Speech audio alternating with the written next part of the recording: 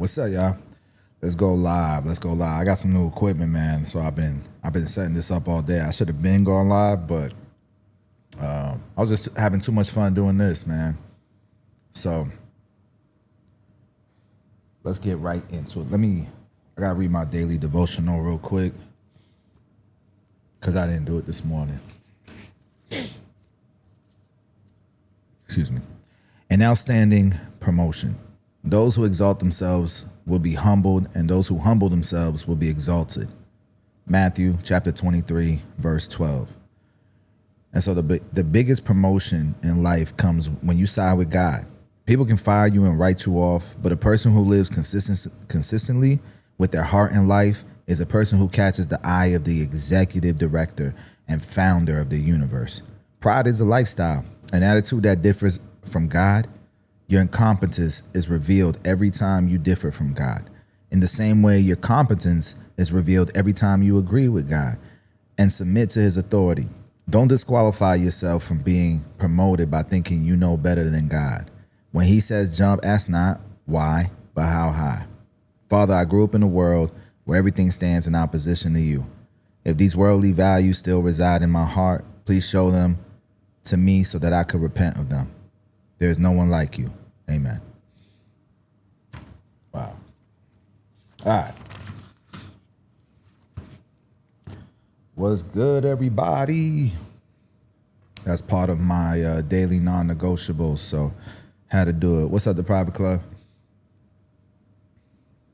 All right.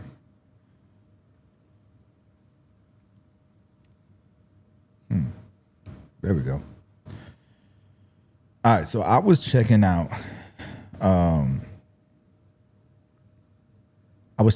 this video, man.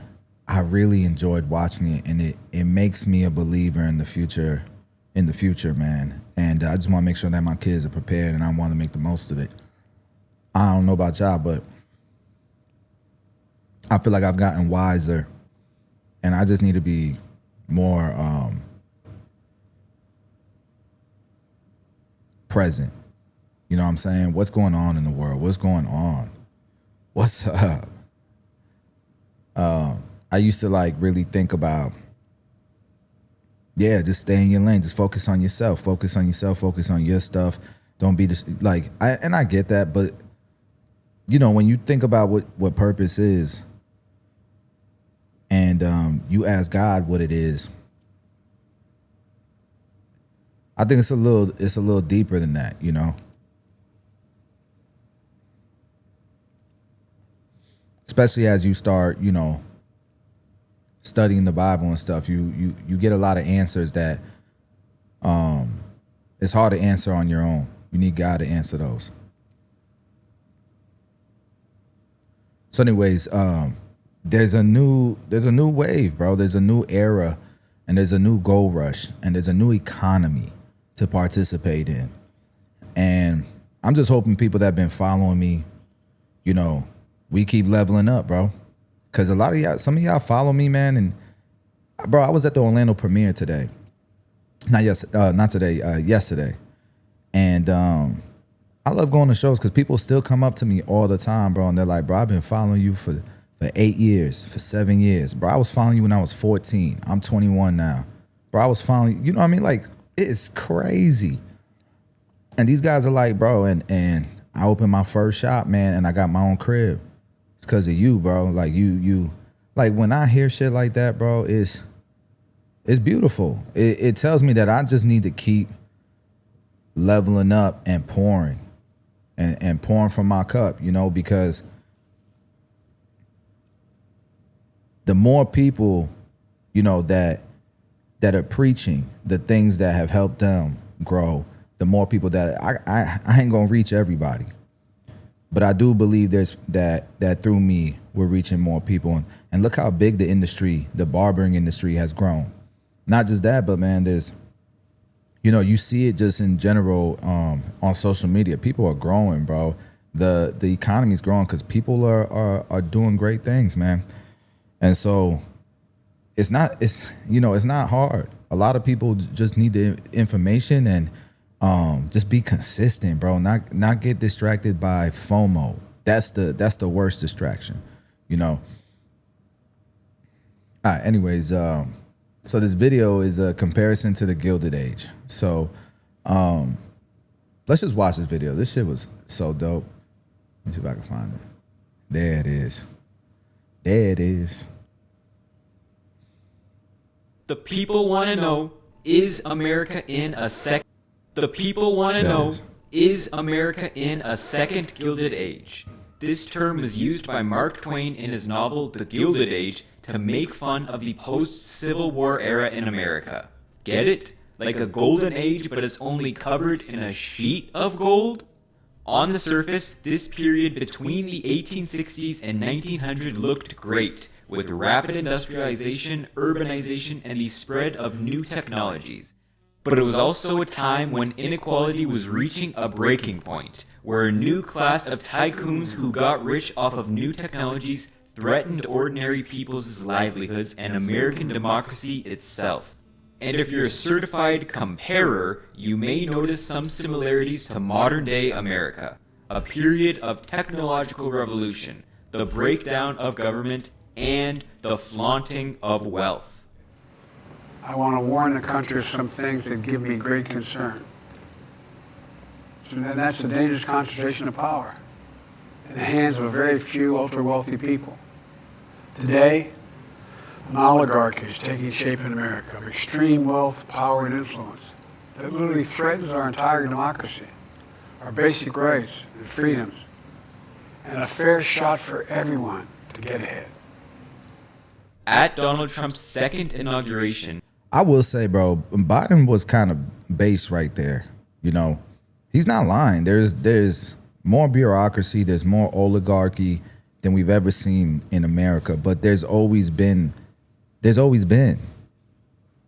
Is it social media that's making it, you know, more obvious?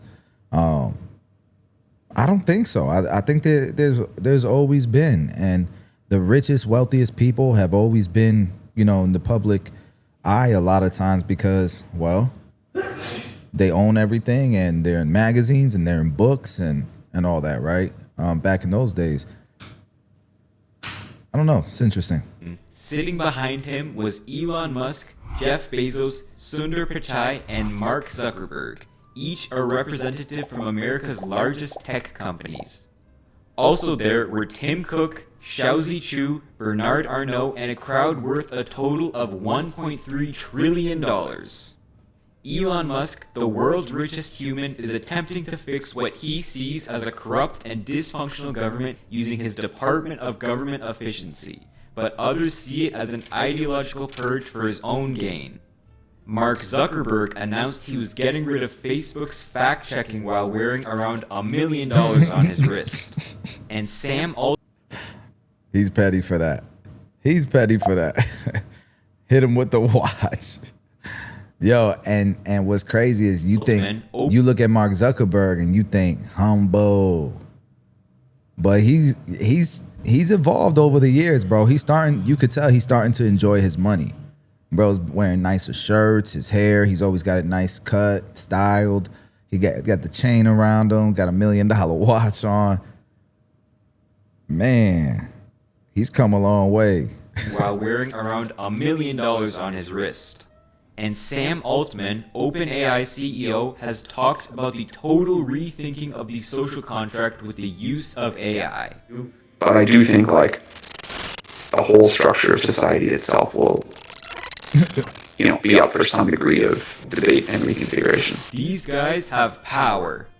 What's more, the Trump administration has announced $500 billion for those large AI companies to build more data centers. Billionaires are launching themselves into space. Elections are getting more and more expensive to become multi-billion-dollar bets. Crippling tariffs have been announced for American consumers and businesses, but not for Apple to pay. And the number of billionaires in America has risen by more than a factor of 10 since 1990. It's all a little robber baron-esque, reminiscent of a time when incredibly wealthy industrialists would use their money to... Hey, Living Healthy Hub, bro. Make it happen, bro. Make it happen, man. You'll do great. I'm sure you'll do great. You come to America, bro. Make it happen. to influence a government that would not stand up to them. And this graph shows that America may have possibly returned to that inequality. The share of income the highest percent of Americans earned was roughly 20% of the total at the end of the Gilded Age. It dipped down to a low of around 10% in the 70s, but has risen back up to 20% at the start of our age. Oh, yeah. The top We 10% back. of earners show a similar story, and while losing much of their share during World War II, have actually risen to a higher level than the early 20th century. Damn. This trend is not isolated to America, but it is definitely more pronounced here than the rest of the world, since America has been the hub of technological innovation for the last half century. Of course, though, a higher average income with the same level of inequality means the average person is better off. And it's true the average American was much worse off in the Gilded Age than in Oh our yeah, time. for sure. Back then, the average salary was around $380 a year, the equivalent of around $12,000 now, whereas the BLS estimates the median salary is around $58,000 in 2025. By the way, the average salary in China is $8,000. So American people were living we're doing really pretty well if you think about it during those times. Now, quality of life wasn't the same. The poor people didn't have iPhones, and that would probably be the equivalent of poor people back then. I don't know. I have no damn clue. I don't even want to do it. I don't even know. It was a long time ago. That's almost 5 times a Gilded Age salary. What they have in common, though, is a period of wage share decline, where the amount of economic output going to someone earning a wage declines. Hey, but living healthy hub at the same time, you could kill it in Nigeria. Nigeria, from my understanding, has been growing a lot, man. I was looking at like videos and stuff of like different cities they're building, and it could be all bullshit, but I'm sure you could do well there too. You just gotta grind, bro. At the end of the day, it's all relative. You just gotta work hard, man. Both in the 1870s and the 2010s. Still, it can be hard to compare these periods because the Gilded Age could be seen as the start of modern American growth. We have a student. He's from Burundi. He lives in Burundi, and he has 2 barbershops out there. He's opening his 3rd one, man. He's a great guy, from my understanding. That's what he's on, and he's doing well. And Burundi, I think, is the poorest country in the world. I believe definitely the poorest country in Africa. Let me see.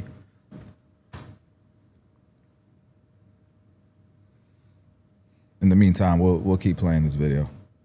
As Brad DeLong has put it, an American boy living in the 1850s would have more in common with a boy from the year 1 than from 1900. The same would surely not be true of a boy from the 1950s versus the 2000s, who both would have grown up with the modern school system, sports leagues, Yeah. cars, and televisions. I was trying to come up with analogies or examples, and he's got it. Totally. During the Civil War, the northern states had to support an army of 2 million soldiers. That involved organizing the production of manufactured goods in a way to efficiently defeat the Confederates. The best way to do this was to get everyone together in factories. This shift away from rural life was one of the biggest changes in the American character in the history of the country. People moved from the countryside to the city, new immigrants came, and when they did, landed in cities. The population doubled between 1870 and 1900, and America became an industrial powerhouse with this new urban population. The hubs of American civilization, New York, Chicago, Pittsburgh, and so on, were built on new technologies: steel, oil, rail, and electricity. For context, in 1860, the U.S. had produced 13,000 tons of steel, but by 1900, that number was 11.2 million tons. So in this effort to build up the country, the Union government had supported industrialists, like with the 1862 Pacific Railroad Act, where for every mile of rail laid, a company would receive 6,400 acres of federal land and between $16,000 and $48,000 in loans. Of course, the best people suited to lay these rails were already rich magnates like Thomas A. Scott and Leland Stanford. Government support had enriched them even further. Yet none compared to the Big Four: John D. Rockefeller in the oil refining business, There's Andrew echo? Carnegie in steel, Cornelius Vanderbilt in shipping and railing, and J.P. Morgan in finance. All of Is there echo? No, don't tell me that. Yeah, I did want to tell you guys about Burundi. I was telling y'all, bro, it is Human Development Index 187th out of 193. GDP per capita among the lowest globally. Alarming hunger levels. It's the highest child stunting rate globally. Damn, the highest in the world. Corruption 162nd out of 180. Man.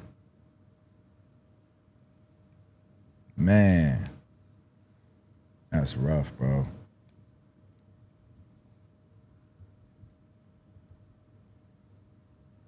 In 2025, bro, how countries like that still exist, man. It's a global issue, bro. Sad, bro. I hate to see it. It's God's children, man.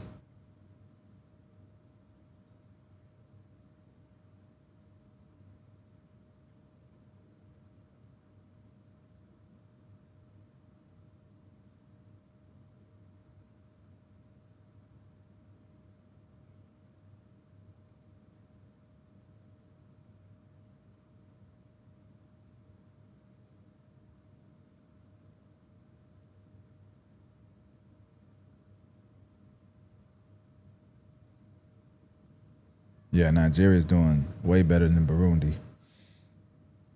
It's rough, bro.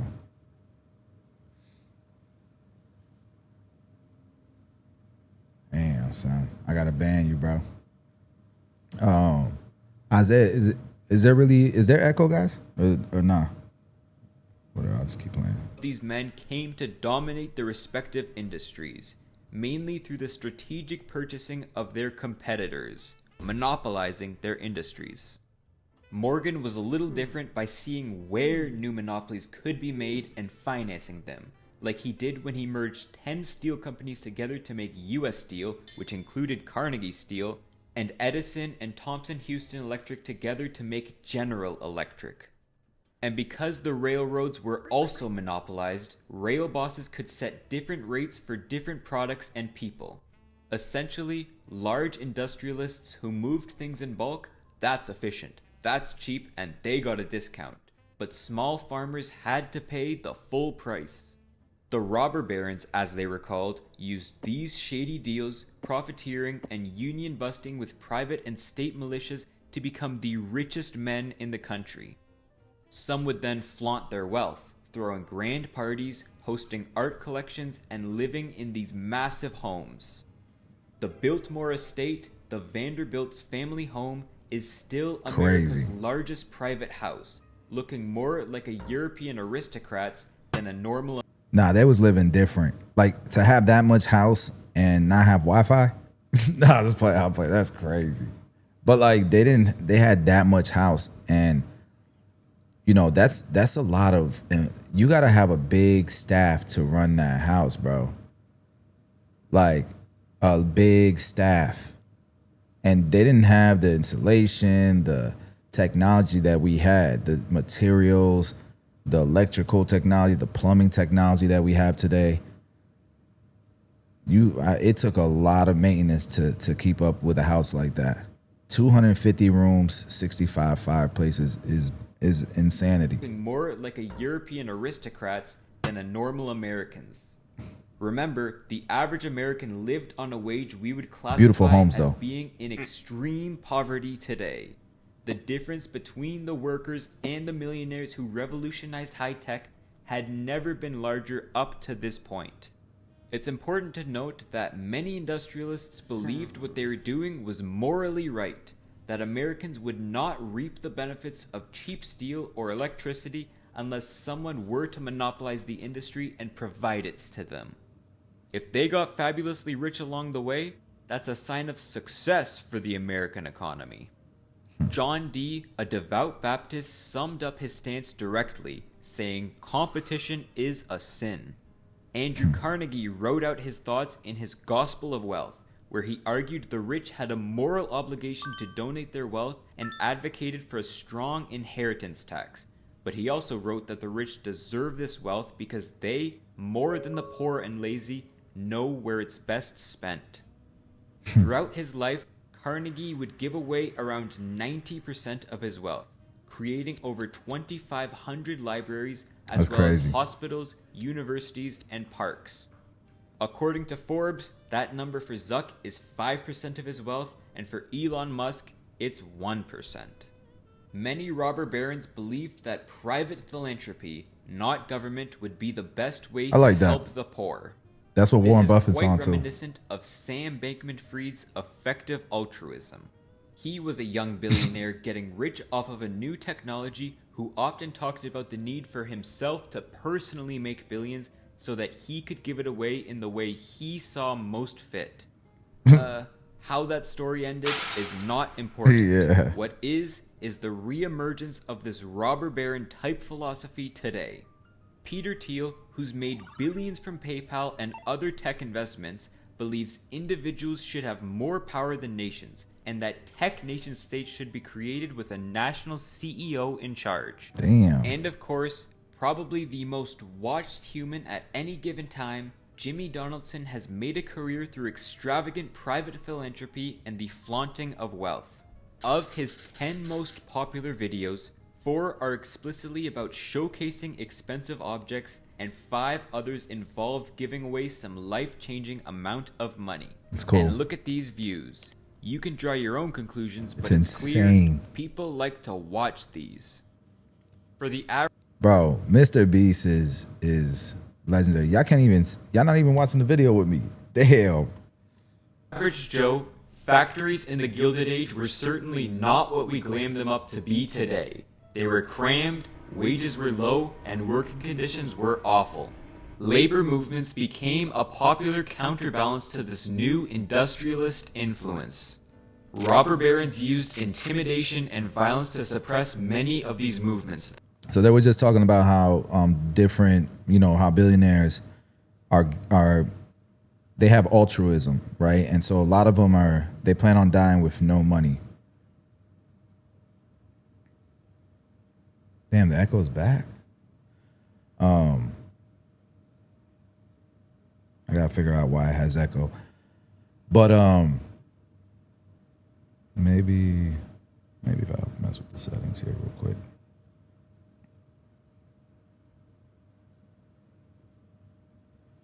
Hello. Is that better or not? Maybe that's better. They were talking about how, and I get it now, like Dale Carnegie gave away all of his money. And that's why he has libraries and schools and all this stuff named after him, because they used his money to build all of these things. Warren Buffett's doing the same thing. Elon Musk says he's going to die with 1% of his wealth.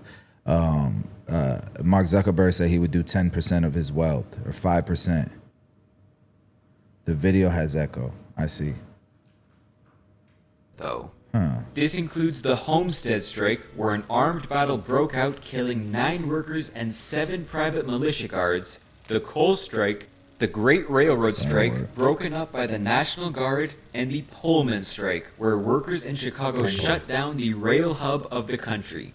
By 1894, with how many American workers grew to rely on rail, this strike was controversial to say the least, as it effectively shut down the entire nation's economy. President Cleveland, fearing the growth of more unrest, sent federal troops to the city and others where the strike had spread, leading to boycotts of Pullman cars, the imposition of martial law, and the deaths of 70 people. Although companies like Amazon and Tesla have come under fire for their labor violations, the biggest strikes of our age have caused no deaths. So I don't think it's fair to say there's as much tension between the worker and the boss as there was in the Gilded Age. Unless some company protests or strikes suddenly turn bloody. Still, if you think writing software and managing products is lamer than building railroad networks and new cities, you're not alone. Instead of moving from farms to factories, the modern trend has been moving from factories and services to services and digital services. America has de-industrialized. Yep. One of the So look, this is what's happening right now for those of you guys that don't see it. Hopefully the echo's gone now. There's still echo. Damn. I'm gonna fix that real quick, but what's happening right now is, you see, we moved past the industrialization phase, right? This is where we're at. Let me show y'all. So it makes sense because people don't understand why China's behind and why AI, the race for AI, is so important.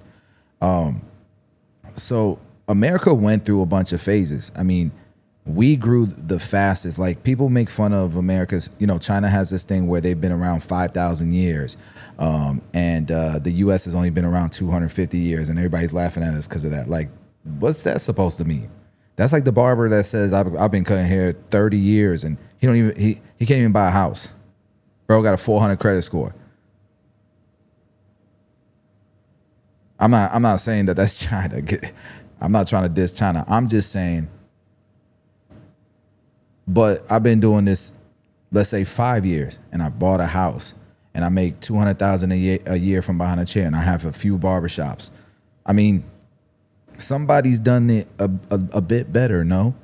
Right? And so America in 250 years has changed the world. The world. We've because of the way our country was set up, growth, creativity, innovation, the best inventions, the best medicines, everything here, invented here. We're the innovators. We're the creators of the global GDP, essentially. And maybe not go that far, but we were very important in that. And what you saw was you saw America go from like an agriculture phase where farming and all that was our economy. Okay. And then we went to industrialization, right? Manufacturing. I don't even want to try to fucking spell this. How do you want to try to spell that right now? But we went into that stage. Man, I'm just going to put manufacturing. Right. But then we went into the stage where it's just innovation and services. So now we got like these plush jobs and stuff. And sure, do we eat shitty food? Yes. But all these desk jobs was not helping America's, health issues. So now we're running into a robotics, AI, and automation phase. That's where we're headed to right now. And China is still here in this phase.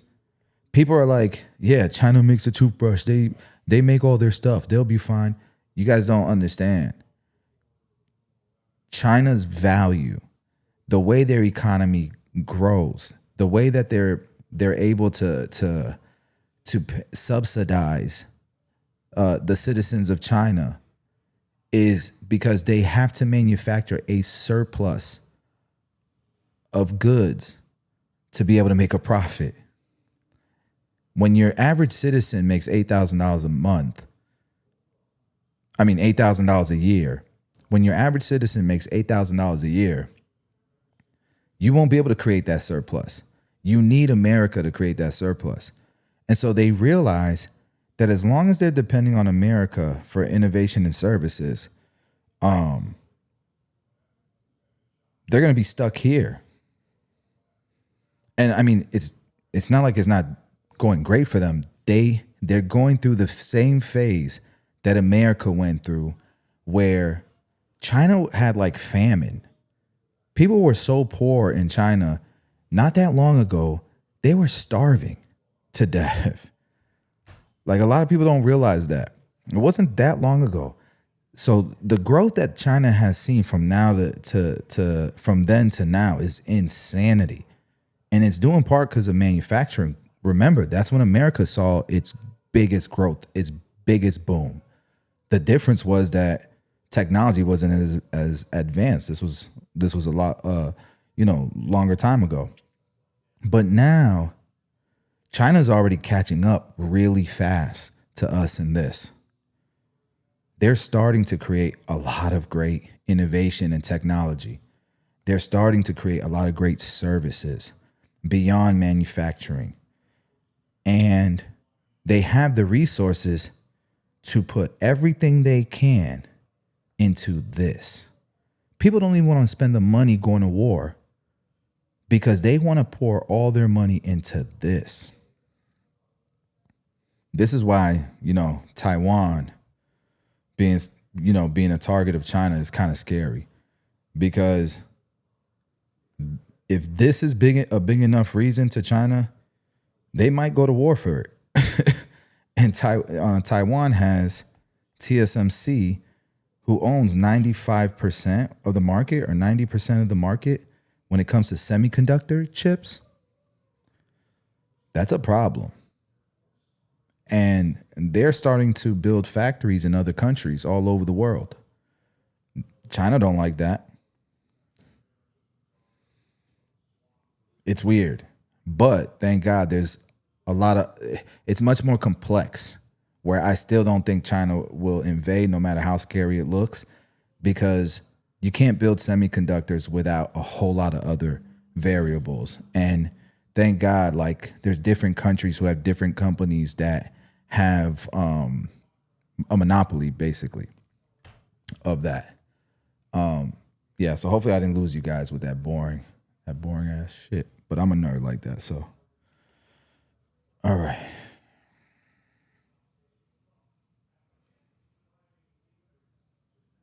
I'm trying to figure out why I'm still getting echo on these videos. I got to fix that real quick. I'm going to ask ChatGPT. See if ChatGPT can help me out. It's crazy because I tested it. I wasn't streaming, but I tested it and I wasn't getting no echo. Sucks.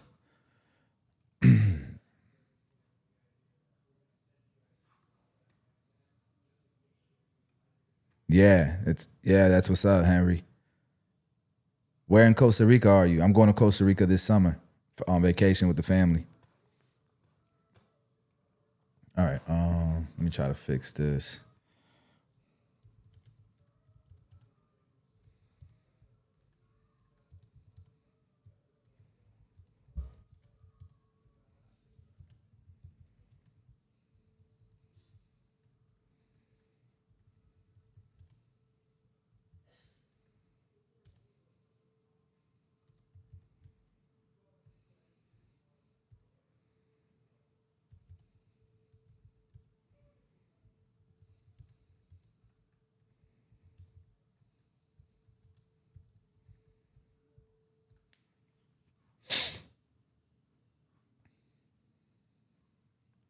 But yeah, I'm excited for Costa Rica, bro. San Jose. Oh, I ain't gonna be nowhere near San Jose, but I appreciate it, man. I'm gonna be in the coast. I'm gonna be by the beaches and stuff. But I appreciate it, man. One of these days I need to hit San Jose. Go check it out. I hear it's beautiful. All right. Check for monitoring loop. Most common cause of echo is when a computer audio is fed back into the roadcaster and then re-recorded. Open Rodecaster dual settings. I love ChatGPT, bro. Shit's insane. USB routing. Go to USB routing and disable mix minus. All right. Routing. Man, I don't fucking know. What?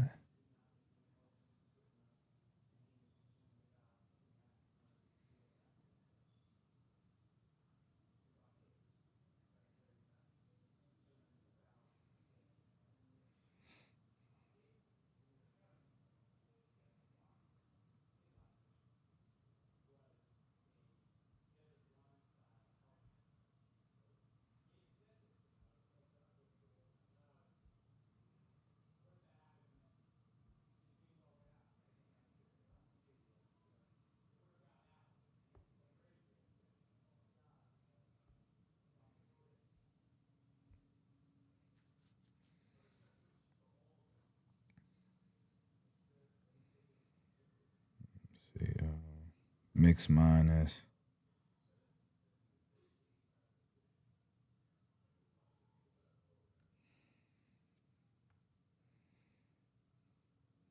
Okay.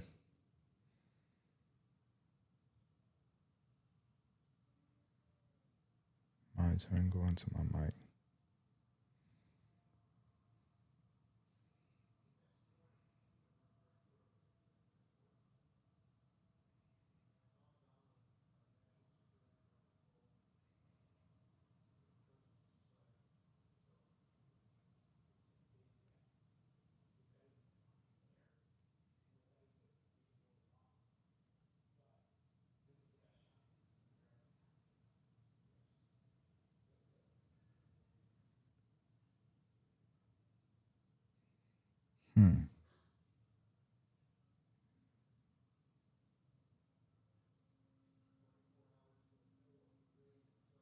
Oh, thank you, bro. Appreciate it. Trying to get it better, to be honest. I got a camera. I got this camera I'm gonna set up as my my webcam, so it'll be even more glass. I feel like. Y'all like this? Y'all think this quality's good though? This camera? I just got to get my my system right because I'm.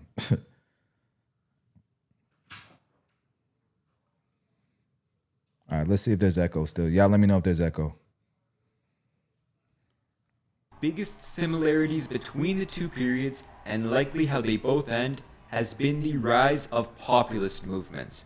But because Let me know if there was echo there.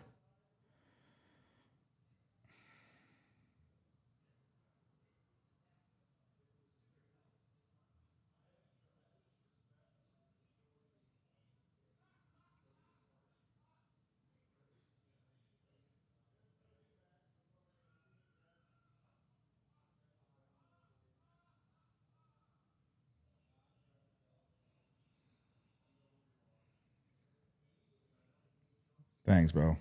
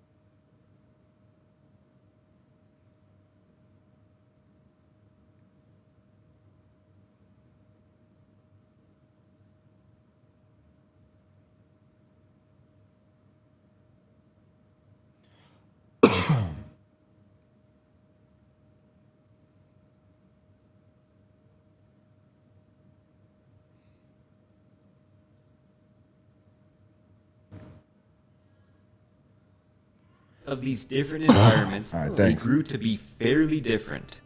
For instance, populists now may want to install trade barriers, but in the Gilded Age, that was the stance of big business, who supported Republicans like William McKinley because of his high tariff policies. Another was the issue of money. Because of America's new productive capacity in this time and the fixed money supply being tied to the amount of gold in the nation, the Gilded Age was a time of great deflation. Prices fell an average of 2 to 3% per year in the 1870s. While this sounds great, the bulk of Americans were still farmers, dependent on the price of crops to live.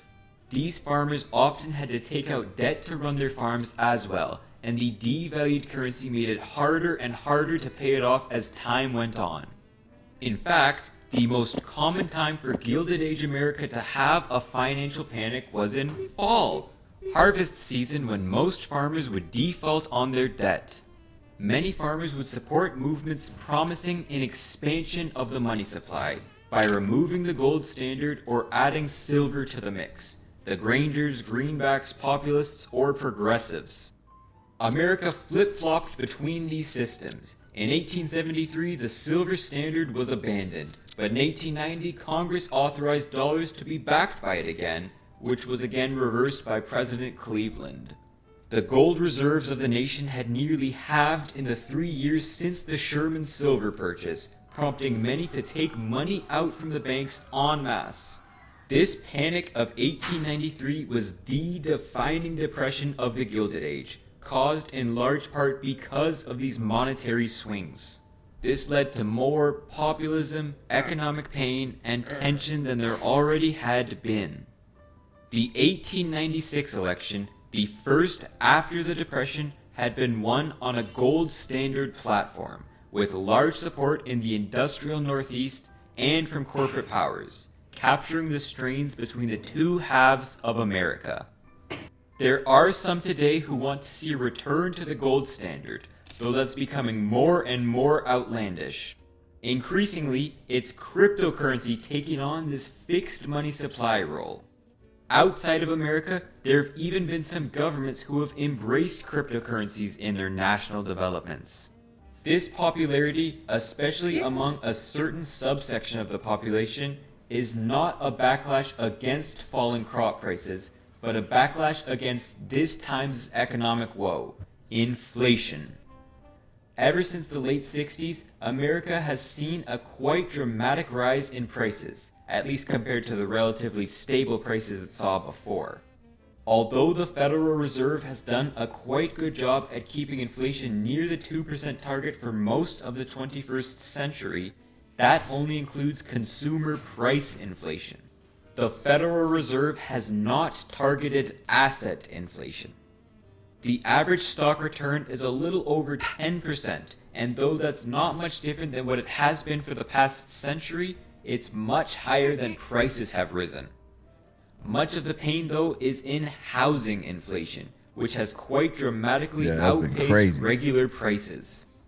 Housing is a consumer good to be lived in and used, but is treated as if it were an asset.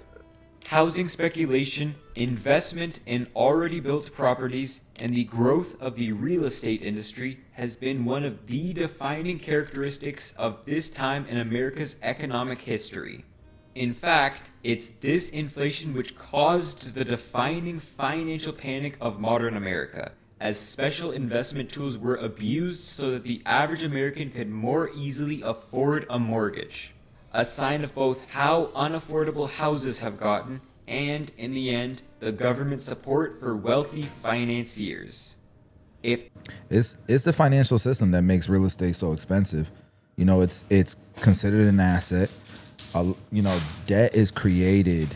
Money is created through debt, and the easiest debt that you can issue someone is for their home mortgage, because a home is necessary, right? People want a home, and we've been fed this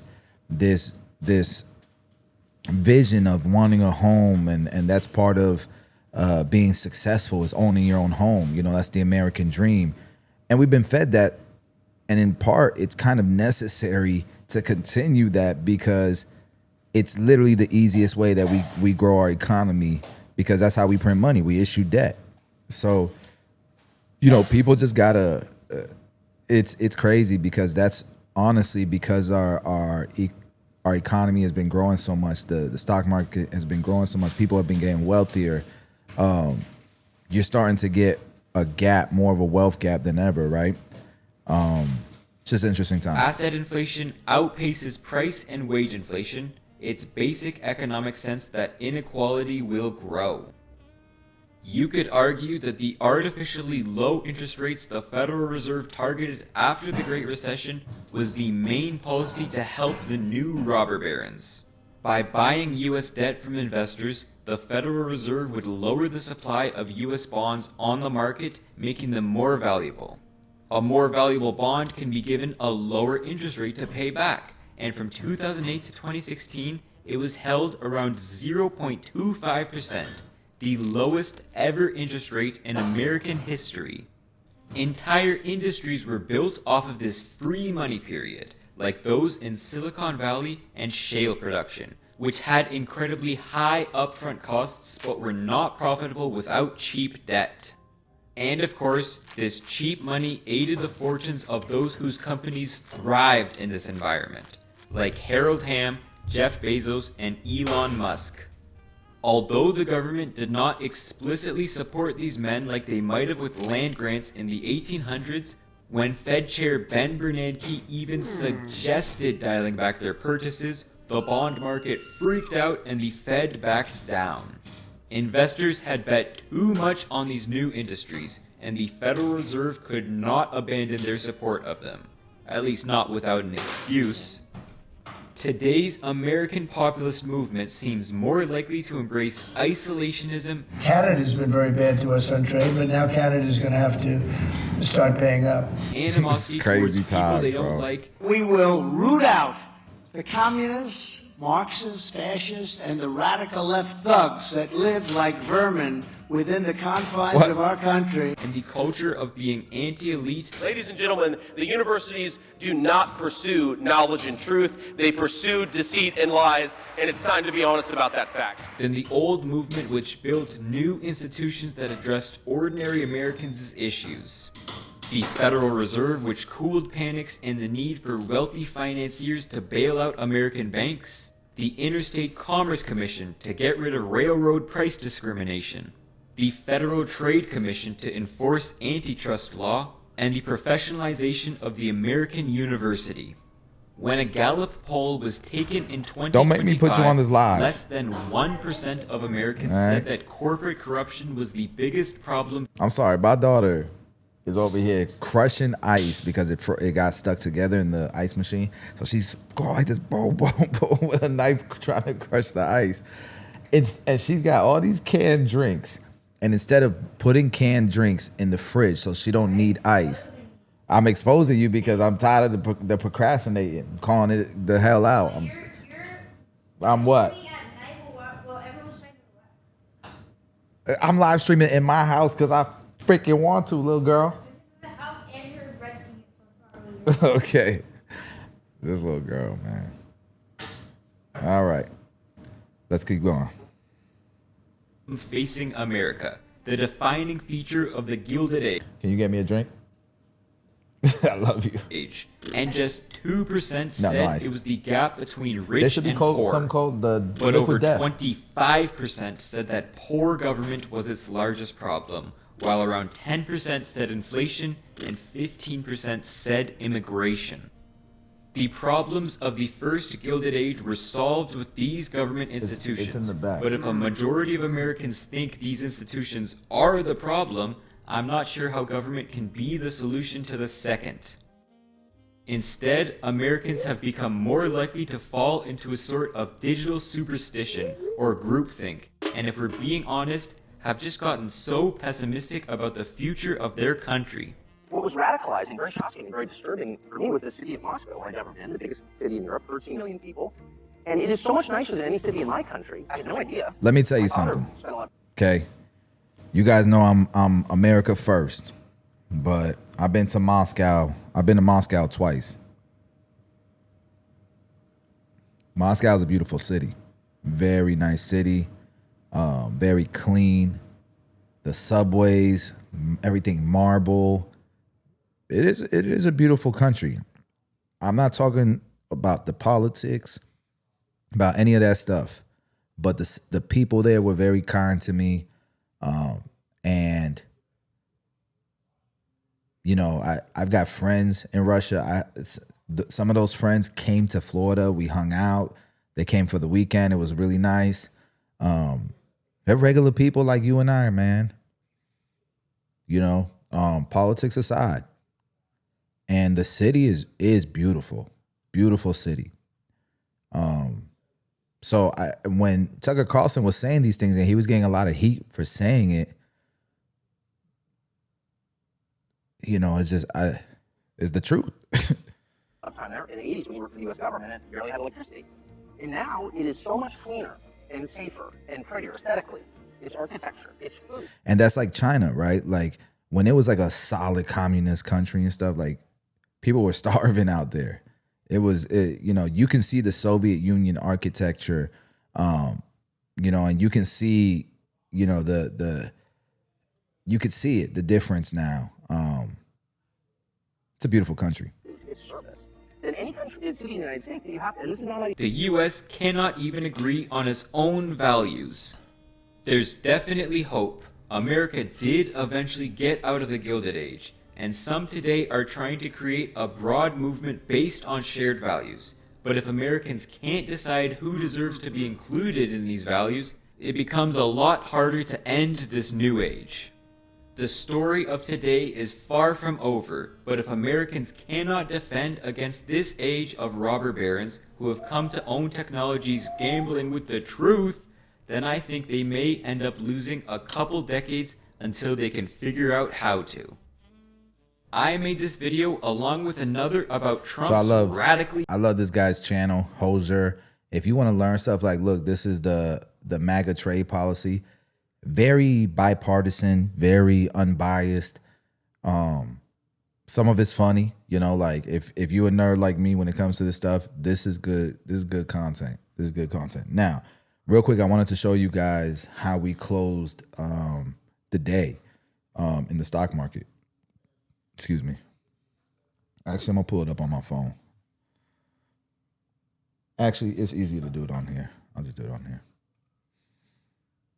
So if you've been following my live streams, you've been following. You should have caught some of my trades that I had opened up just a few days ago. I think it was on Thursday. So on Thursday we opened these positions. Let me show y'all. All right. So zoom in.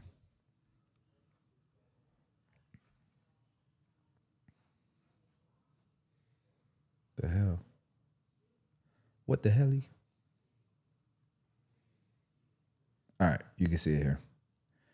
So, HIMS we opened up on Thursday. We're up 32% on that. When you sell puts, you already collect the premiums, okay? So you collect those up front. So this is how it works. You sell a put, it's like selling insurance to somebody who's trying to hedge their bet, right?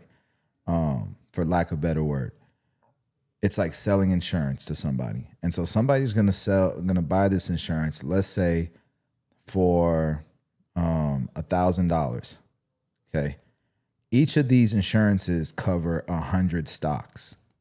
So if somebody wants to insure, let's say 1,000 stocks, they would buy what you call contracts. They would buy 10 contracts.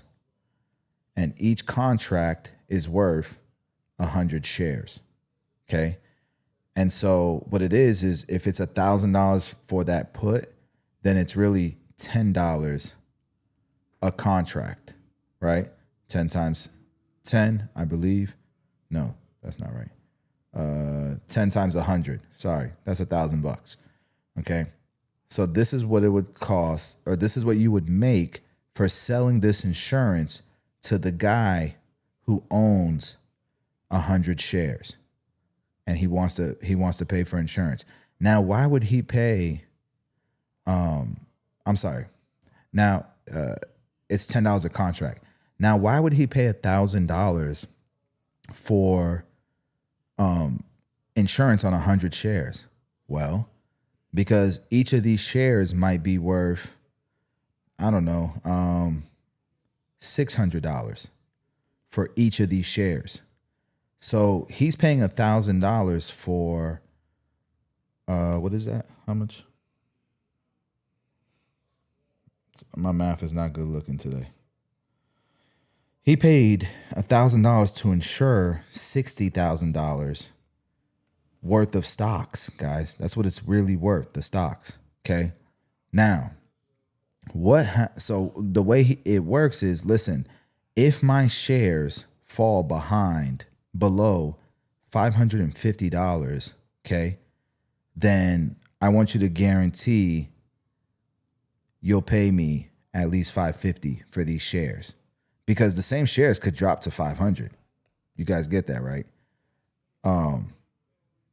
And so he guarantees that he's gonna be profitable, and they can do it at $600. They could do it at $650. They can do it at $580. These are called strike prices. Okay. And this number might actually be like 580, right? If it drops below 580. All right. That's what the insurance is for. Now, this contract is good for 30 days. It's good for 30 days. So in 30 days, if the stock price is $581, you do not have to buy them off of him, because he can't call the insurance company to help him out, because it's not below the threshold. So what ends up happening is you just keep your $1,000 and you don't have to buy 60 grand worth of stocks. Now the game is you got to have minimum $20,000 in your brokerage account to start running plays like this. And you can use margin and stuff. That's a whole nother game, right? So what if the likeliness of you being assigned is only 15%?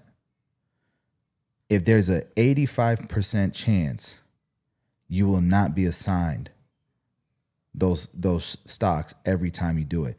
It's literally like being an insurance company. Literally. Now you have to manage your money.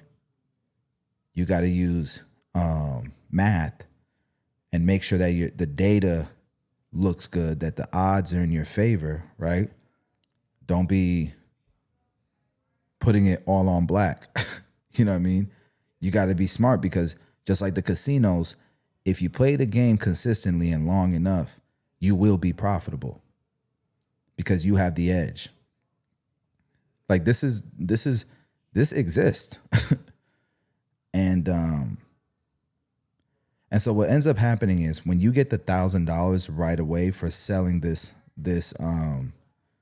insurance, you don't know for 30 days, okay, if you're gonna have to buy back these stocks or not.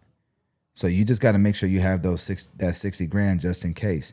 Now, what if you get assigned these stocks? There's a 15% chance. What do? Well, you could still, I don't want to call it sell insurance on it, but you can kind of do that. And so that's why we only sell puts on companies we actually like. So Apple's, Nvidia's, Amazon's, ASML's, TSMC, SoFi I like, Palantir I like, HIMS, Robinhood, Ulta I like. Like if there's an options chain associated with that stock and you could sell puts on it and it's a great company, those are the ones that I'll do it, because if I get assigned, then I'll either hold on to the stock until the price gets back up, or I can do what they call selling a covered call, which means you're loaning, you're willing to loan somebody shares, right? So let's say you get assigned the $60,000 in stocks, which is 100 shares, right? You can loan these 100 shares to somebody, and I'm probably gonna have a brain fart here, but you can loan these 100 shares to somebody for a premium. And so you might make $1,000 every time you loan this. And so if you're just looking for cash flow, then you just want to make this $1,000 every month. So even if you get assigned the shares, you can still make $1,000 a month from these shares. And what ends up happening is they say they'll buy the stocks, the shares off of you if it goes above $120, let's say.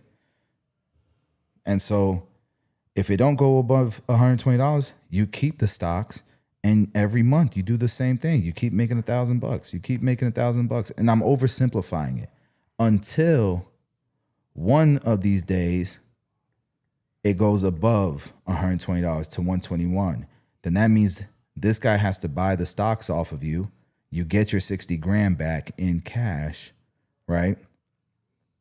And then what do? You sell puts on the same stock over and over and over again. As long as it's a good company, you can continue to cash flow. And so that's what I've been doing. Now, to give you an example here, if you look at my screen, you can see that I made, when I sold this put, they paid me $821.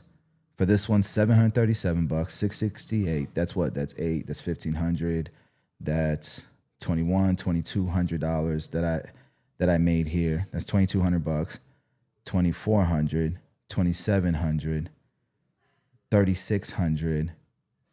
So I made about $3,600 selling these puts the day that I sold them. Right? Now, what this means is, check it out. This is my screen. So I made $3,600 selling the puts you see on my screen. Okay. And so what this means is, and oh, by the way, I have 30 days. Okay. My expiration date is July 3rd. So I have about 30 days, about a month. Okay. And once this expires, then I find out if I have to buy those shares or I don't, and I just keep the premium. Either way, I keep the premium, but I just find out if I have to own those shares or not. Okay. And so right now, it's only been 3 days. Has it been 3 days? Thursday, Friday? No, it's been a weekend. Okay. Thursday, I sold these contracts. And so if I was to close these right now, check it out. If I was to close these right now, okay, I would make $269, $400, $500, $800, $900, $1,000, $1,300, $1,200. I would make, okay, so if I was to close these right now, I would keep $1,200. Okay, which means 3,600 minus 1,200, I would have to give back $2,400. I'd have to give that back. Okay, but that means in 3 days I made, or in a weekend I made $1,200 in one weekend. Guess what I'm gonna do? I'm gonna buy them again, and I'm gonna take $3,600. Okay. I'm going to buy them for the same expiration date. And I still, in 30 days, I find out if I got to buy these stocks or not. So now, instead of making $3,600 for the month, I could make $4,800 for the month. But what if in 3 days I could collect another $1,200? I'm going to run the same play and with the same expiration for July 3rd.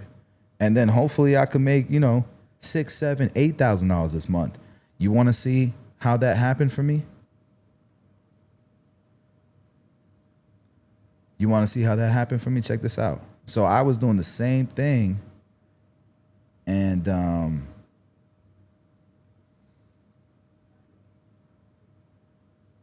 gonna show you guys last month.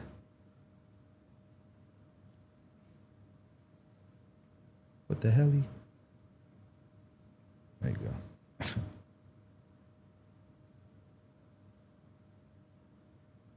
Apply.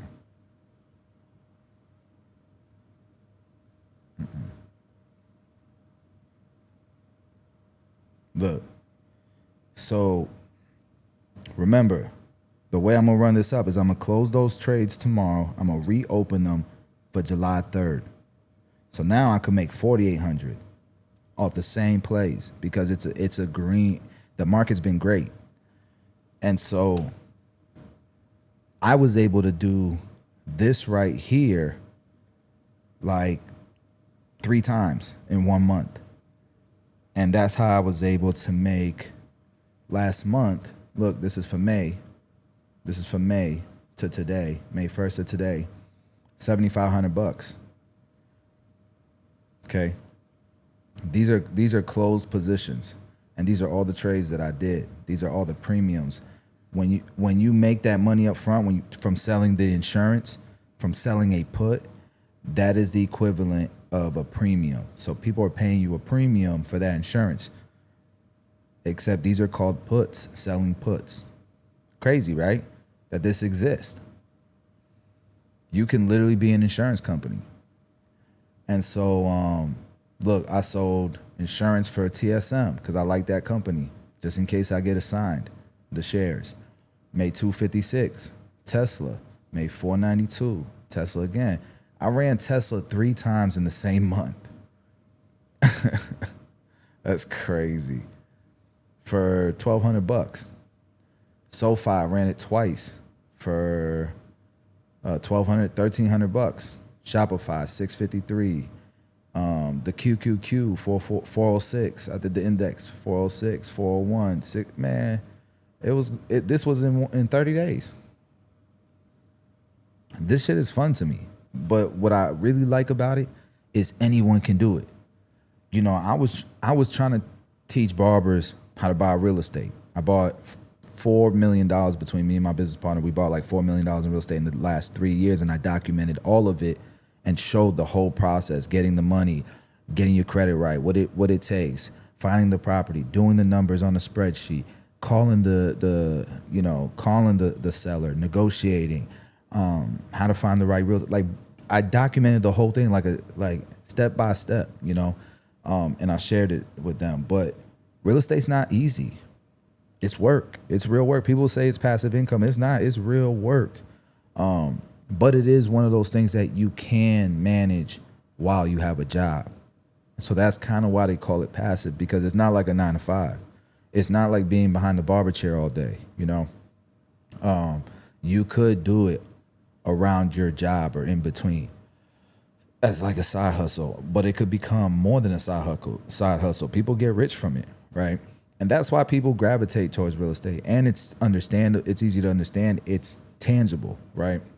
But the stock market, and then I was teaching people how to start businesses, because if you're new to my channel, I have businesses that do really well. To me, they do amazing. And so I was trying to teach people how to start their own businesses and tell them, bro, you don't have to. If you're a barber, you don't just have to do a barbershop if you don't want to. Like, I'm a barber, but I own barbershops. That's my favorite business. I own 10 barbershops. That's the best business that we have. I love that business.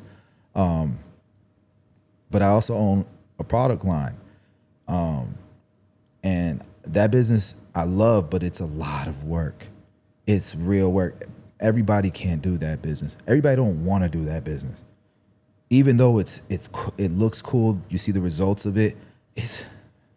Man, when you get into distribution, you got to deal with sales, with accounts receivable. You got to be collecting debt from people because you're doing net 60s with people, net 90s. And, you got to deal with logistics, with shipping, pallets, containers, the economy constantly changing. It's so damn stressful. And then sometimes your customers don't even know all the shit you're dealing with, and they mad as shit at you because you ran out of stock. Damn. And then the accounting, the taxes, compliances, and then there's always new technology coming out. You gotta keep up with the marketing, with the social media platforms, with the influencers. You gotta be, networking. You can't be, you can't lose your post to the industry. It is so much work. But I try to teach people how to do it. Nobody wants to do it once they learn what it takes. And then, I was teaching people, content creation, that type of thing. I'm just having a lot of fun with all that. But the stock thing, bro, anyone can do. Anyone can do. And this is real passive income. To me, this is real passive income. You don't have, these are stocks, these are companies, these are businesses. You're writing insurance for businesses. Or investors, I should say. For investors, for Wall Street. This is finance, this is banks, this is all that. And you're writing insurance for these people. And as long as the economy is growing, they don't have to lose. They don't have to lose. They just, sometimes Sometimes it's somebody with a lot of money, and they just don't want to lose a lot of money. So, and it's a lot of money that they depend on, right? And so, you know, you guys know how it is, bro. The stock market be like this. That's how the stock market be. I should have started that shit way. I'll start down here. It'd be like this. It'd be like this. That's how it be, right? What people try to do is when they start feeling it like this, they try to buy insurance right here. So that if it goes down here, instead of it going all the way down here, they got out right here. And then when they start seeing it start to kind of come up, they get back in. So they're just trying to mitigate their losses a little bit, right? Some people are really good at this shit. Some people are really good at that shit. And so, you know, you're the guy that's like, cool, you can make money there. I'll just make my money in between here. You know, I'm good with that. I'll just make my money in between here consistently. And I'm going to own stocks as well, because I'm going to be taking this cash flow, putting it back into my stocks so I can earn more stocks. And eventually I'll just retire and this will be the cash flow that I live on. People really do that, bro. People really do that. Okay. Let's get back to this, because there was another thing that I wanted to check out. Hopefully I don't bore you guys to death with this shit, but I love it. Oh, that's what it was. That's what it was. Oh, and I wanted you guys, so this is what inspired me. This is what inspired me to look at that video with the Gilded Age and all that. It was this clip right here. Different foreign policy. If you'd like to check that out, click the big image in the middle of the screen. And if you'd like to, subscribe. We're close to hitting the big 1 million on this channel. So why? Oh, there we go. My bad, y'all.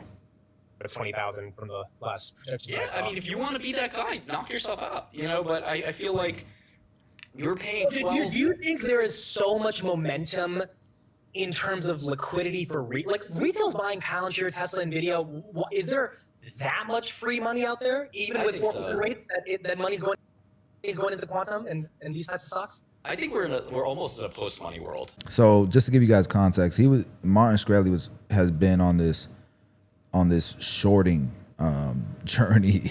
Let's say he's getting crushed right now because he's been shorting D-Wave, because he's got a hella, I mean, I haven't heard anybody argue with him, and he's right. A lot of these CEOs and people who know quantum computing better than, you know, they're the people building it. A lot of these guys are telling people, you know, quantum computing probably won't be around for another 20, 30 years. And so he's like, why are these companies worth so much? This ain't even 5 years out, and it's trading at crazy multiples. I'm shorting this shit. And as soon as he started shorting it, people just started buying the hell out of it, and they're killing him right now. It's almost like GameStop, right? But I don't think so. I think it's just a coincidence, right? I don't think like they're targeting him, but I could be wrong. So anyways, he's been going in on why he doesn't believe in quantum computing this whole time. And so he, Amit, the guy on the left, I think that's his name. I'm sorry if that's not your name. Yeah, Amit, yeah. Yeah, so he was pretty much saying, you know, shit, what was he saying? I'm having a brain fart now, man. I hate when that happens.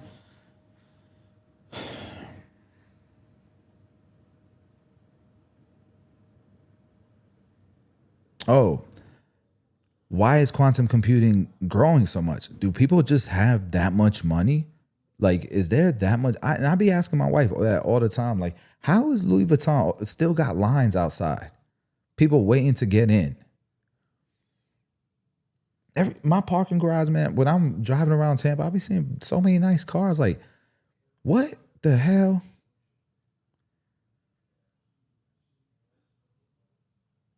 Let's listen to what Martin Shkreli has to say about that question. And I think the way this is a little philosophical, but we're getting to a point where money in essence is worthless, and things like attention is a new currency, right? When it's kind of anecdotal here. Yo, but again, did you hear that? This is a paradigm shift for me because I keep hearing this idea that all of this technology, especially me learning about semiconductors, bro, it's insane. It's magic. It's a miracle.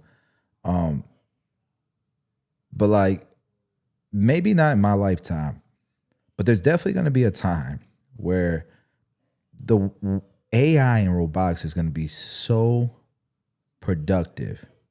Human capital is what's pretty much built economies.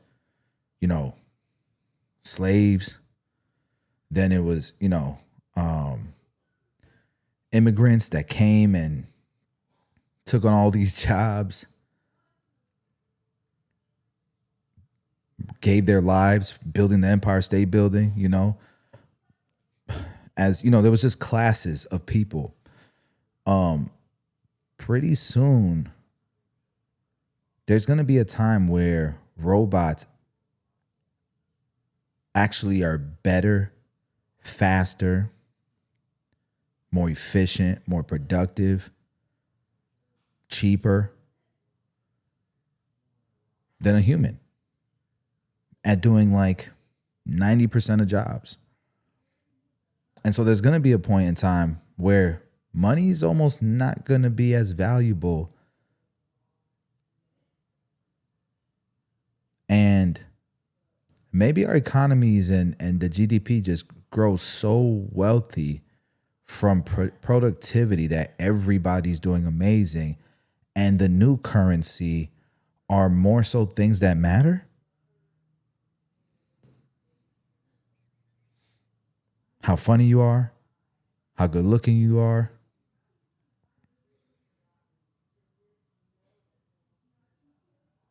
how athletic you are, how nice and the personality that you have, how you look, your style, what you're into, what's your hobbies, where do you live, like what kind of food do you like?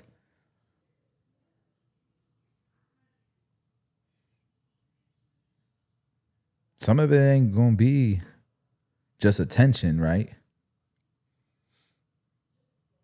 Some of it's gonna be poetry, music.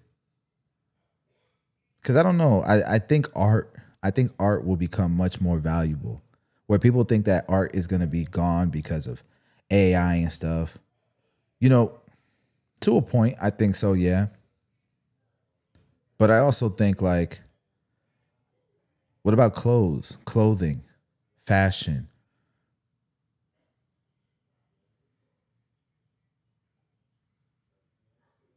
No? Nah, maybe not. Maybe not. Maybe that shit will be gone too. Man, I don't know where this is going. What y'all think? But let's keep watching this. Hang philosophically for a second. 20 years ago in New York City, the average beautiful woman cared about what job you had, how much money you had. Right. Nowadays, they might say, well, how many followers does he have? It's one of these things that's a really a shift, because what can money buy? It's not, and they say it's not money, it's status. It's not money anymore. It is status now. Y'all agree with that? I had lunch with Peter Thiel like 20 years ago, and he had this iPhone, and I'm sitting there saying, man, this guy's worth like 100 zillion times what I'm worth. I got nothing. And, I'm just starting my first drug company, and he's got the same phone I do. There's no luxury. We're eating the same meal. What does being rich really get you? And the top, inflation's been the highest, the higher the price the asset is. So sports teams have gone up 20x. Picassos have gone up 10x. The stuff that, the Veblen goods have gone up. The rest of us live the same life as even the wealthiest people. So money becomes one of these things that's really not that important. When COVID happened, our economy didn't go to zero. Everyone kind of threw a party. True, it was a very bro. bizarre, like, That if that is not the truth, I really thought when the pandemic hit, I was like, oh, it's over. I'm thinking, yo, babe. Yo, babe, we might have to go move to an island or something. Nah, it's good. I didn't take it that far. I wasn't tripping like that. But I wasn't afraid of like the disease and stuff. I was afraid of, because I knew we would get past the disease. I have faith in that. And you know, God rest their souls. You know, rest in peace to all the lost ones. You know, I know people were affected by that. I don't want to glaze over that like I'm not empathetic. Definitely dark times as well. But in terms of economic effects, man, I mean, it hurt me. I closed 2 barbershops down. I was burning $60,000 a month in rent. You call me stupid, and now I'm kicking myself, bro, because I always try to be righteous. I always try to be a good man behind closed doors. I feel like that's what makes a real good man, is who you are behind closed doors. And so I refuse to get a PPP loan because it just ain't worth it. We'd be good. We've done well. And I kept hearing, you know, there was a cap. You know, once it runs out, that's it. And I wouldn't have felt right. You know what I mean? We were doing well enough. But then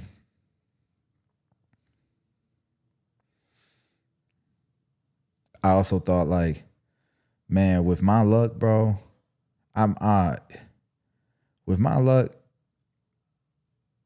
taxes, they're gonna get it back some way, somehow. And I just don't want to worry about that shit, taking the government's money for that stuff. So thank God, bro. I don't know. People figured it the hell out. People figured it the hell out. You know why I say that? Because Tomb 45, I'm like, bro, people ain't gonna be worried about how they look. Barbers ain't gonna be cutting hair. People are gonna be inside their house. They're not gonna worry about how their hair looks. Bro, thank God people figured it the hell out, because people were buying product from our store like crazy. Tomb 45 did so well during the pandemic. Thank God that it covered the rent we were losing every month at our barbershops. Because it got so bad, like we closed two of the shops after like 2 months of going through losing $120,000 like in 2 months. We're like, yo, hold on. Hold on. How long is this going to last for? Because at the time, bro, they had barbershops scheduled to reopen at the same time as concerts and theme parks and beaches. Man, I was pissed off. I was tagging the governor every damn post I could. I'm like, bro, you make us go to school for a year to learn about bacteria, sanitation, HIV, bloodborne pathogen diseases, all this shit. You make us go to school longer than an EMT, than a firefighter, than a police officer, all of them combined. And you're telling us we can't open, but McDonald's can? Come on, man. But people can fly on planes? Come on, man. All right, living healthy. Man, thanks for hanging out, man. Thanks for hanging out, especially that late or that early. So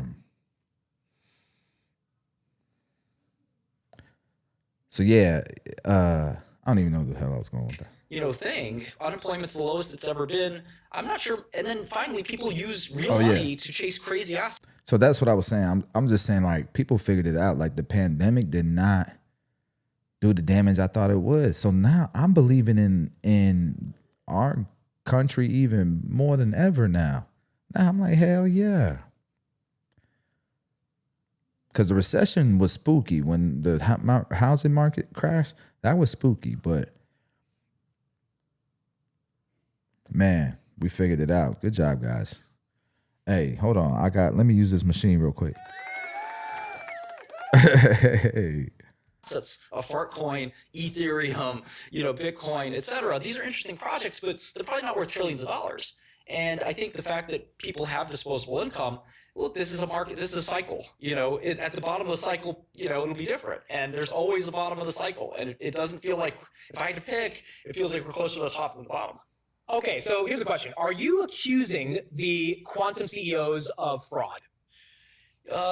Yes and no. So I think that the definition of fraud is something I'm very familiar with. Are they knowingly... It's a very technical So yeah, thing. that's all I wanted you guys to watch when it came to this interview. I just thought, man, it had me thinking deep, man. Martin Shkreli be thinking different, bro.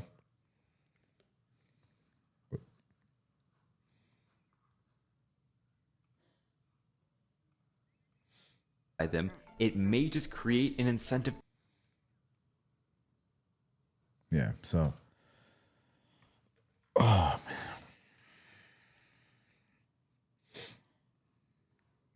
Yo, so what I'm gonna start a series here.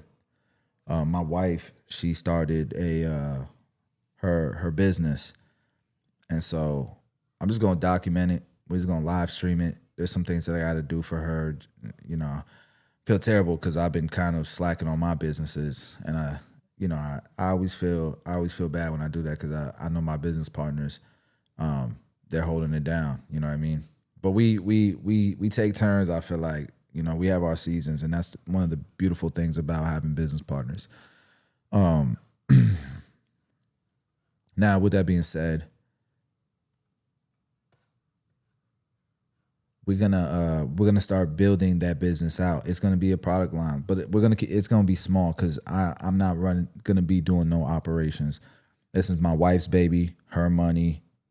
She can buy me stuff with it. I told her, just buy me stuff. Buy me nice watch. I'm messing. But I figured, man, let's document it. We'll share it with you guys, show you guys how we did it. I'll show you guys, exactly how we built the product, how we designed it. It's a hair product. How we got the formulation. And we paid a lot. But it's for convenience. This is going to be a lifestyle business. So we're not really worried about 80, like having enough margin for distribution. We'll cross that bridge when we get there because it could grow. It could grow to that point where, oh shit, people want to order this in stores. All right, let's see if it starts to take off. If it's all we really want to do, if it makes, let me see. If you sell, she got 2,500 bottles, 2,700 bottles she has. Okay, 2,700 bottles at $25. That's what they're gonna sell for. Let's start the business right now. What y'all think? Y'all want to do that? Let me know in the chat, man. Give me some damn energy. Shit. All right.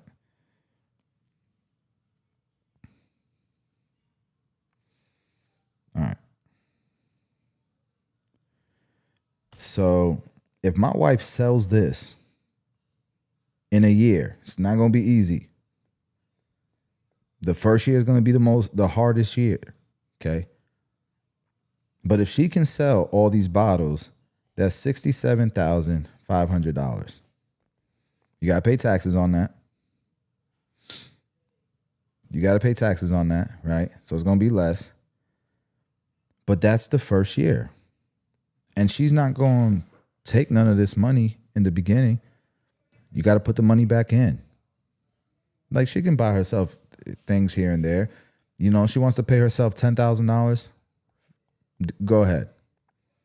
Then pay your taxes, and the rest of the money has to go back in, because we need to sell 5,000 bottles the following year. And that $5,000 is 125, or that 5,000 bottles is 125K. And guess what? You can take 25, pay taxes, and then we need to sell 8,000 bottles the following year, the third year,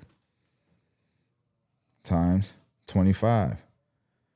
That's 200K. And look, now, you know what? Take 50K a year extra from that. She's going to start, she's still doing hair. She's still styling. She's still doing her thing. This is a lifestyle business. When it gets to the point where she's happy, she could stop right here at 200K. You know, after, but what that looks like if you stop there is you got to pay taxes, and you have cost of operation. So you only have so much margin. Typically, it's going to be about 30%. So 200,000 was 30% of 200,000. So 60K. Look, I told her she could take 50. So, okay, you stop there. If you stop there, you can take 60. Because of expenses, because of taxes, all that stuff, right? But, so what's your number? She might say, man, I want to make $10,000 a month from the business. Okay? Give me 1 second, guys. Okay. She might say she wants to make 10,000. Okay, that's 120K that you want to make a year from the business. Well, what do you need to make from your business to take home 120K? Well, that's got to be 30% of the business, right?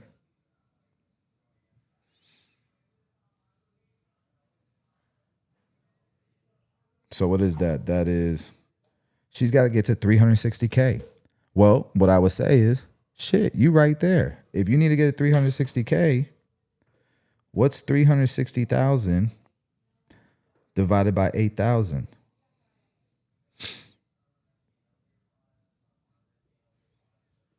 I did that right? No, I did that wrong. 360,000 divided by 25. My bad. Divided by 25. So she's got to sell 14,400 bottles. That's her number. Not money, but bottles. That's her number. Okay. That's what she's got to sell to be able to take that home. You know what I'm saying? And so think about that. That's doable. Now, if she really wants to take it to the next level, she would need to get into distribution. And at that rate, if you get into distribution, it's a whole nother business. That's a whole nother company. That's real work, guys. And I don't think she wants that. You know what I mean? But she'll find out as she goes through this journey, you know. And if you look at 14,400. Oh, you going to bed? Yeah. Oh, okay. Love you, puppy.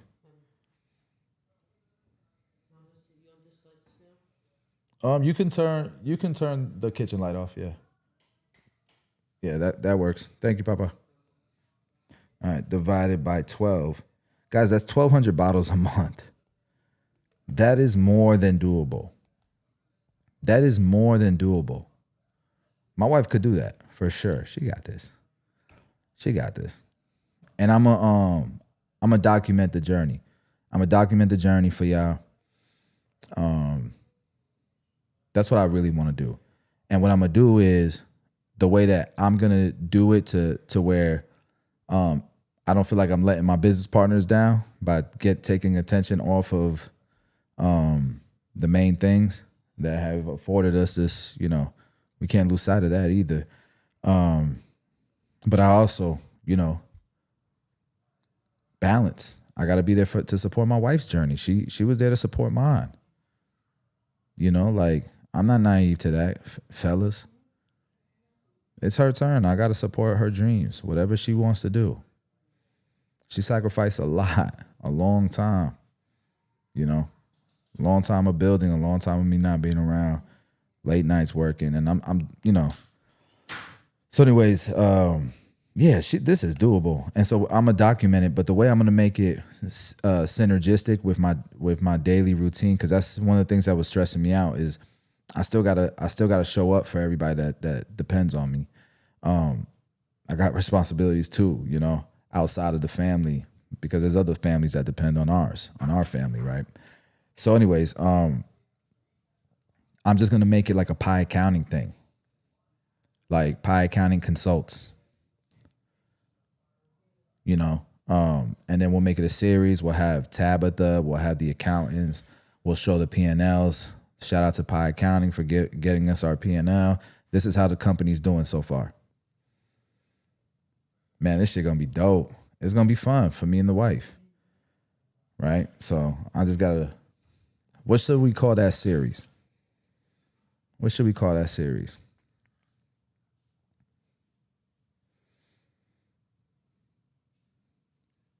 My wife's turn. Powered by Pie Accounting. Her turn. Her turn. Powered by Pie Accounting. Or, nah, that's stupid. It's gotta be catchy. It's gotta be good. Might have to ChatGPT that thing.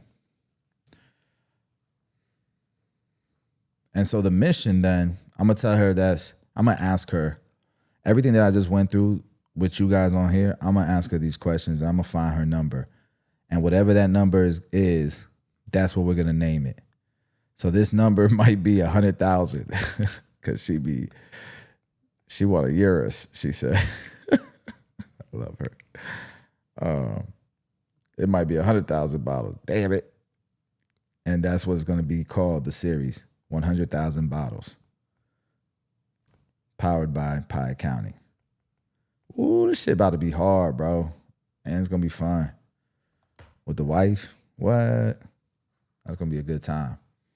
So, Georgie, if you're watching this, bro, let's clip this. Let's clip this into a video.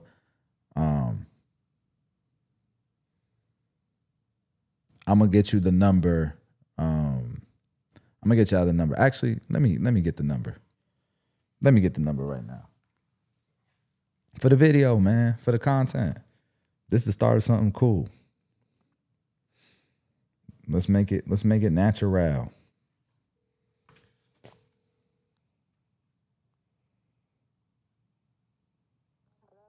Bae, I got a couple questions for you. You got a second? All right, you're on the podcast. Hold on. I'm putting you on speaker. All right, can you hear me? Mm-hmm.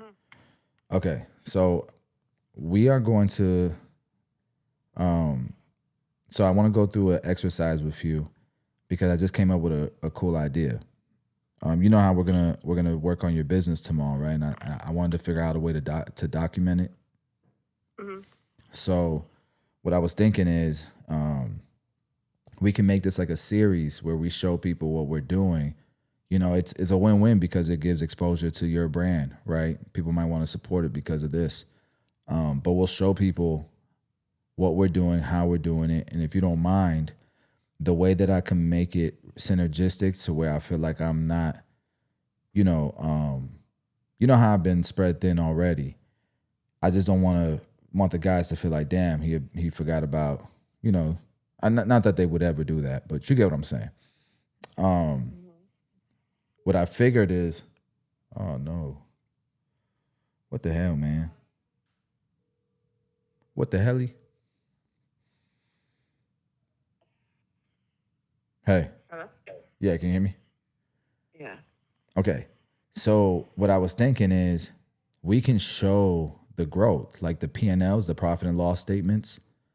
Mm-hmm. and like we can document me teaching you the profit and loss statement, but also show like, hey guys, this month we made $2,000. This month we made $4,000. This month we made $10,000.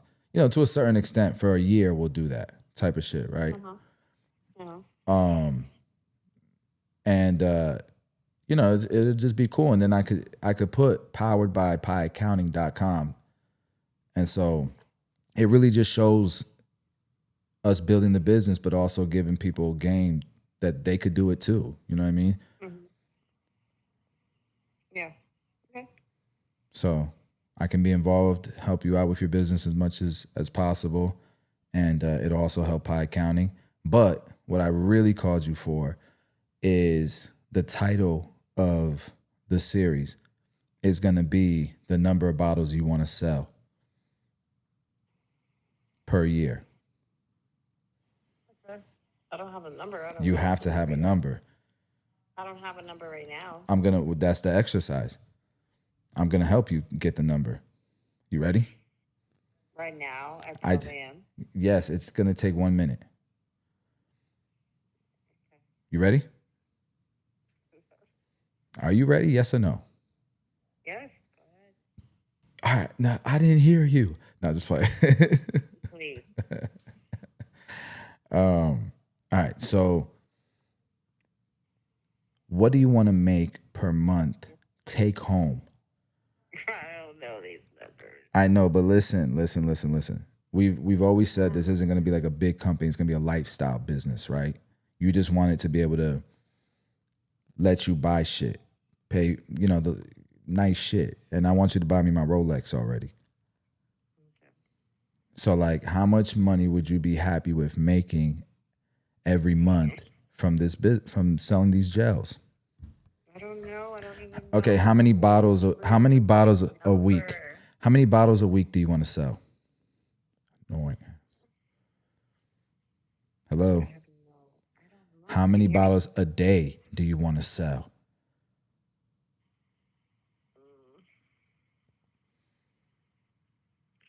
100. Damn. Okay, I like that number.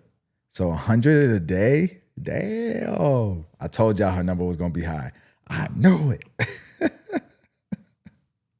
You're annoying. I love it. That's 36,500 bottles. So my number was like 15,000 bottles. All right, so 36,000. No, that was a year. Oh shit, this is a month. All right.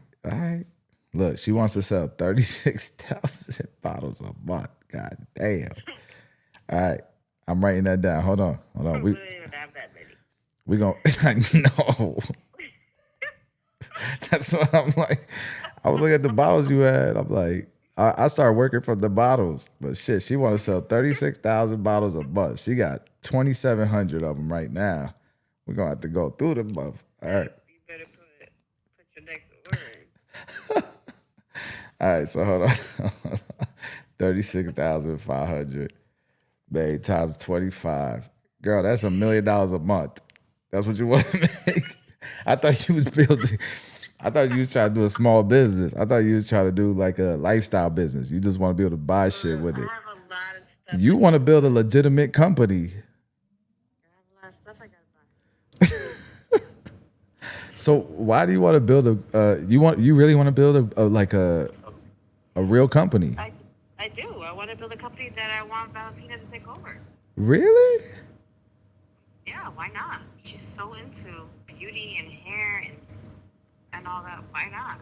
I love that. I never would have thought that. Cause you never gave me that. You've always said you don't want to deal with people and shit. Yeah, but how you gonna do that part? Different. How you gonna do that part? Different. This is a little different. Yeah? Okay. I don't know what's so different, but not as many people, I guess. Huh? I don't know. What do you mean you don't know? All right. Like, what are you comparing it to? Are you comparing it to me not wanting to open a salon? Yeah, just like other yeah, just no. I just always. It's not even a salon thing. I just always figured you didn't want to build a big business because of that, and you like spending the money. Like you want to use it. It's hard to do that when you're building a big company. You saw what it took. I don't need it, but You don't need it for money. Yeah, I get it. right. I get it. You're doing it for Valentina. I love that. I didn't know. Well, now you know. Now I know. Now, Now I know. All right. This will be fun then. I love you. Okay. All Am I right. done with my interview? Yeah. Yeah, you're done. God, it's 12:20 in the morning. Okay. All right. That's my wife. That's awesome, man. I didn't know she was trying to get down like that. God damn. All right. Well, I was gonna make this TV show more entertaining at least. We're gonna try to build this. That's gonna take real work though. Real work. That's gonna take getting into Walmart or Target or Ulta. That's gonna take getting into retail. Not just salons and shit. You gotta get into retail. And you gotta get big on Amazon. Yeah. It's gonna be work. But we could do it. Because we don't need any of the profits. Just put it all in. She makes $10,000 a month. We put it right back into all ads. Push the shit out of the brand. Yeah, I'm with it. I'm excited.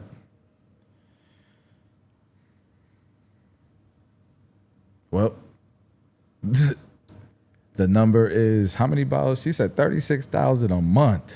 Damn. So the name of the show is gonna be. She said 36. What was it? Damn, I deleted all that shit. I deleted that. I'm so stupid. She said 36,500 times 12. 438,000 bottles is what she wants to do.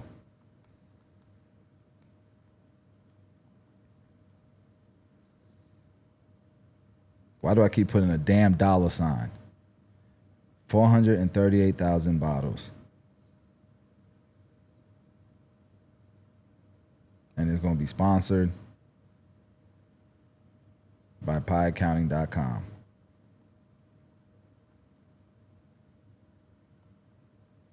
All right, this is going to be fun.